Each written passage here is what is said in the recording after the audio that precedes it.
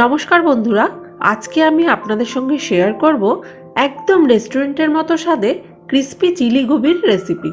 আর কোন টেকনিকে বানালে এই শীতের সন্ধ্যায় চিলি গোবি থাকবে বহুক্ষণ ক্রিস্পি আর স্বাদ হবে একদম রেস্টুরেন্টের মতো, সব কিছু জানাবো আজকের এই ভিডিওতে। চলুন তাহলে দেরি না করে শুরু করা যাক।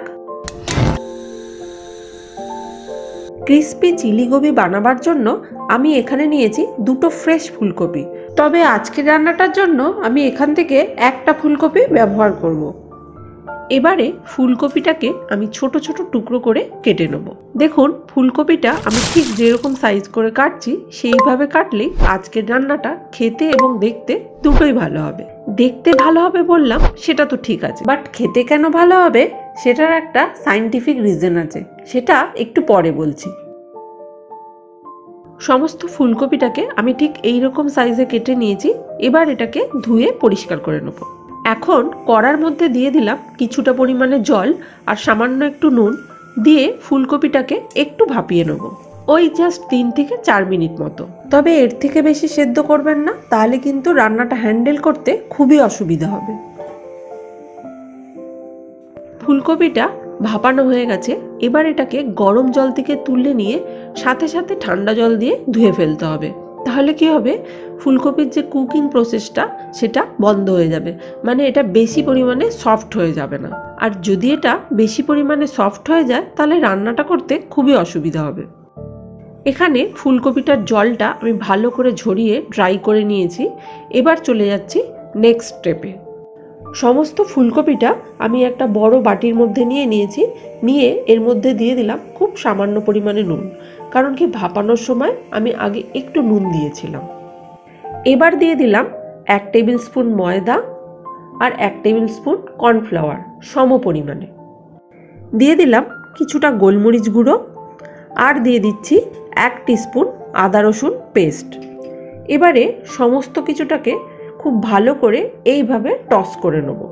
প্রথমে এইভাবে একটু ঝাঁকিয়ে নিলে কি হবে, সমস্ত কিছুটা এর গায়ের মধ্যে লেগে যাবে। আর এই কাজটাও কিন্তু খুব সাবধানে করতে হবে। এবারে এটাকে হালকা হাতে স্পুন দিয়ে ভালো করে মিক্স করে নেব। আর মিক্স করে এটাকে 10 মিনিট রেস্টে রাখবো, কারণ যাতে আদা রসুন আর গোলমরিচের ফ্লেভারটা ফুলকপির মধ্যে ভালো মতো অ্যাবজর্ব হয়ে যায়। এখন আমি একটা ব্যাটার রেডি করব। তার জন্য নিয়েছি 1.5 টেবিল স্পুন ময়দা আর 1.5 টেবিল স্পুন কর্নফ্লাওয়ার সম পরিমাণে নিলাম। নিয়ে এর মধ্যে কিছুটা সাদা তেল দিলাম, মানে ওই 2 টিস্পুন মতো, আর দিয়ে দিলাম সামান্য একটু নুন। দিয়ে ঠিক যেভাবে ময়ান দেয় সেইভাবে এটাকে একটু মাখিয়ে নেব। তেলটা ময়দা আর কর্নফ্লাওয়ারের সাথে খুব ভালো করে মিক্স করে নেবার পরে একটু একটু করে জল দিয়ে একটা স্মুথ ব্যাটার এখন তৈরি করে নিতে হবে। তবে প্রথম থেকে বেশি জল দিয়ে দিলে কিন্তু খুব অসুবিধা হয়ে যাবে, ময়দাটা ভালো মতো গুলবে না। তাই একটু একটু করে জল দিয়ে কিন্তু ময়দাটা খুব ভালো করে গুলে নিতে হবে। সরি, ময়দা না, ময়দা কর্নফ্লাওয়ার দুটো জিনিসই। দেখুন, আমি একটা স্মুথ ব্যাটার বানিয়ে নিয়েছি। আর এর ঘনত্বটা দেখেই বুঝতে পারছেন এটা কীরকম হবে। প্রায় মিনিট 15 হয়ে গেছে। এবার আমি কড়ার মধ্যে দিয়ে দিচ্ছি বেশ কিছুটা সর্ষের তেল। এখন তেলটাকে একটু ভালো করে গরম করে নিতে হবে। এখন একটা একটা ফুলকপির পিস নিয়ে ব্যাটারে ডিপ করে একে একে তেলের মধ্যে ছাড়তে থাকবো।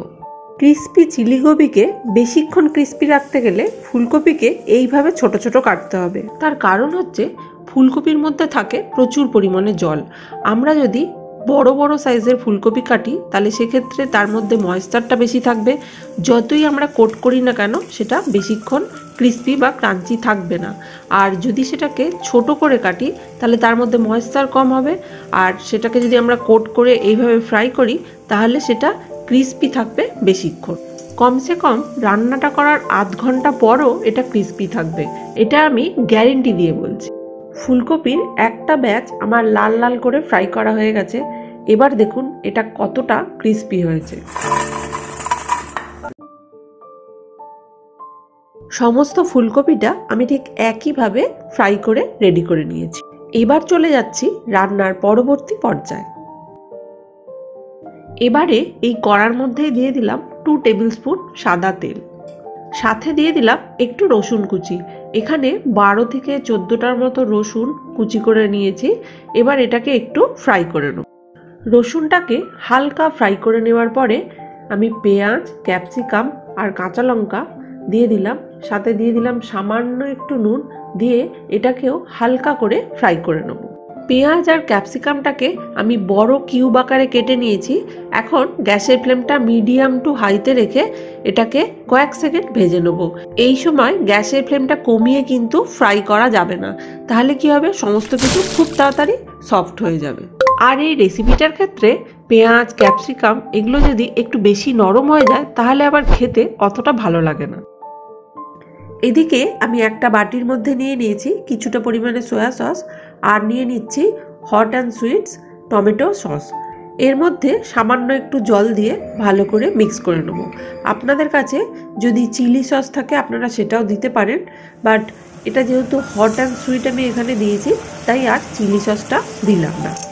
এখন আমি এই রেডি করে রাখা সসটা কড়ার মধ্যে দিয়ে একটু ভালো করে মিক্স করে নিলাম, নিয়ে গ্যাসের ফ্লেমটাকে অফ করে দেবো।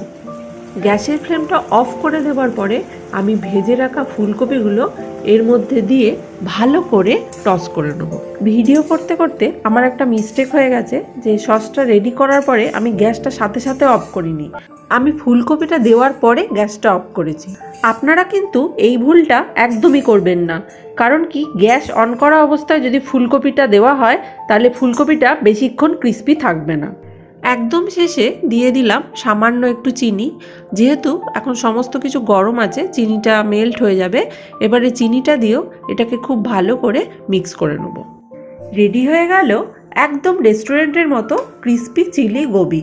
এবার এটাকে গরম গরম সার্ভ করুন আর শীতের সন্ধ্যাটা জমিয়ে দিন।